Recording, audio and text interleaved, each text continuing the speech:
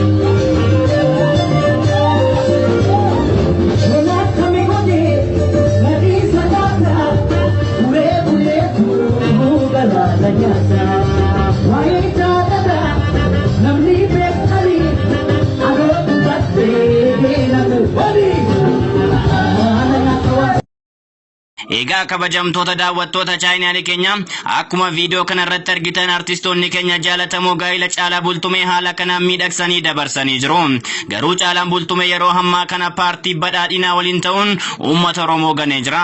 Egaa kabajamtoota daawwattoota chaayinaanii keenya viidiyoon kun yoo isinitti tole laayik gochuun na jajjabeessaa isiniin jedha. Bakkuma jirtanitti turtii gaarii qabaadha. Bye bye.